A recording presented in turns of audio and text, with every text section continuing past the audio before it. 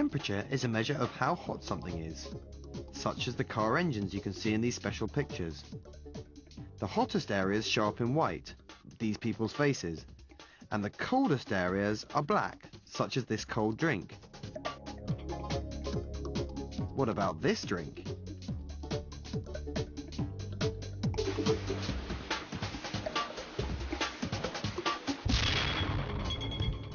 Your idea of what is really cold, like these ice cubes, might not be the same as someone else's. So it's important that everyone knows exactly what you mean.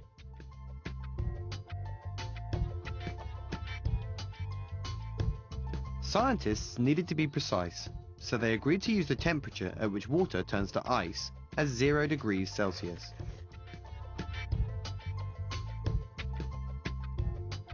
To be exact about describing a high temperature, scientists decided to use the point at which water boils. Pure water always comes to the boil at the same temperature, and this boiling point was set to be 100 degrees Celsius.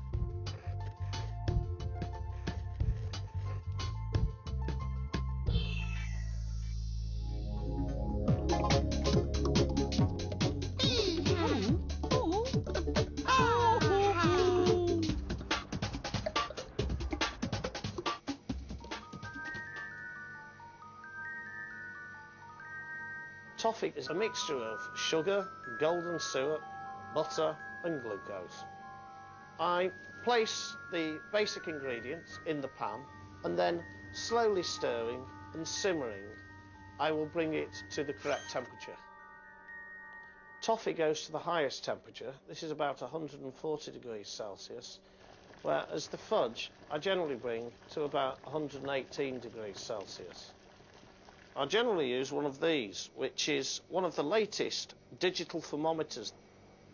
If the temperature was too low, the toffee would be far too soft, it wouldn't set, neither would the fudge. There again, if it was too high, the fudge could be far too hard and ultimately would burn, and the same would happen to the toffee.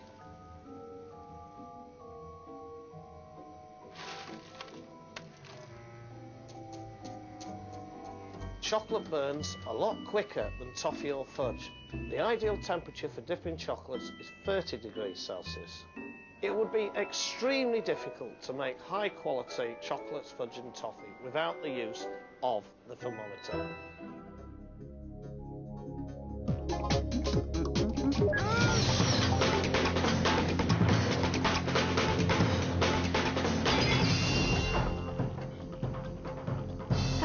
Welcome to Rhyme Watch Update. Earlier today we looked at the case of Goldilocks and the three bears, and thanks to viewers' calls we've located Goldilocks. She has promised to mend Baby Bear's chair. However, there still remains the mystery of the hot porridge and why the bears left the cottage in the first place. We have some interesting closed-circuit pictures of what went on inside the three bears' cottage just before Goldilocks arrived. Now here we see Father Bear putting the bowls of porridge on the table. Now interestingly, Mother Bear puts the spoons in each bowl. Notice Baby Bear has a wooden spoon, Mother Bear has a plastic spoon, but Father Bear has a metal spoon. Now that may be relevant, because watch what happens now. We see them have a short discussion and then leave the cottage. Why did they do that? I think if you listen carefully, you can just make out what Father Bear is saying. Oh, that porridge is too hot. Is it? Yeah. Let's go for a walk till it cools down. Come on. So that's why the bears went for a walk. But, and here's the big question, how did Father Bear know the porridge was too hot?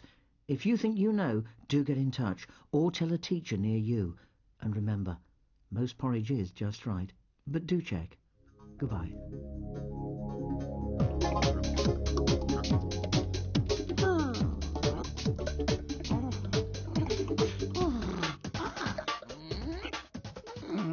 I'm going caving today. Before I go though, I'm going to make sure I dress up nice and warm. If I'm going to be wet and swimming, then I'll need to wear a wetsuit. But today, I've got my dry suit on. Now the dry suit's basically an inner layer which is like a big baby grill. It's made of insulating material, it's slightly padded, and it traps air tightly next to my body. And over the top of that, I've got to have this waterproof boiler suit.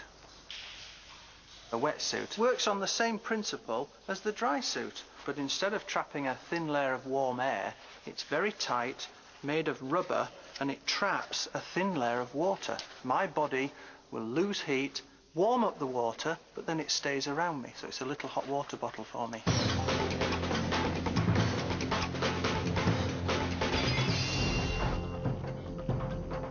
Great Mysteries of Our Time, number 53. Now, everyone knows the story of Red Riding Hood and how she took the basket of food to Grandma. But what has remained a mystery is the ice cream. It was a hot sunny day, but the ice cream was cold when Red Riding Hood set off. And the ice cream was still cold when she got to Grandma's. A journey of almost half an hour. How was that possible? Well, Red Riding Hood takes up the story. Well, I was walking through the forest on my way to Grandma's when suddenly this wolf appears and says, So, on your way to Grandma's, are you? Well, that's a nice basket of goodies, but it won't be by the time you get there. "Why not?"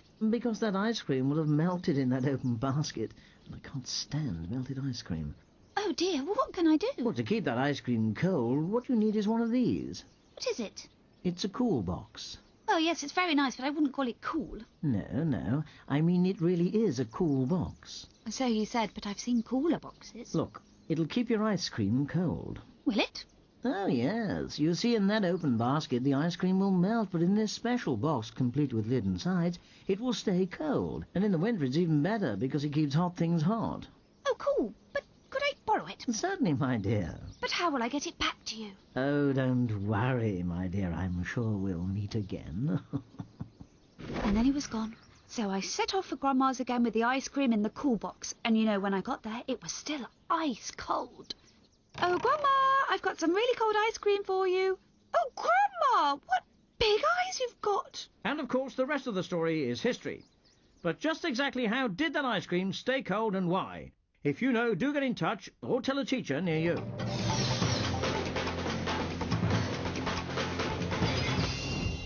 Our bodies produce heat, and our clothes provide insulation to help stop that heat escaping.